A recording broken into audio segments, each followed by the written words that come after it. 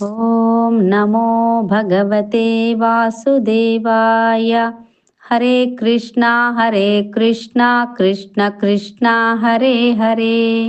హరే రామ రామ రామ హరే హరే. శ్రీమద్భగవద్గీత యథాతథము నవమాధ్యాయము పరమ గుహ్య జ్ఞానము.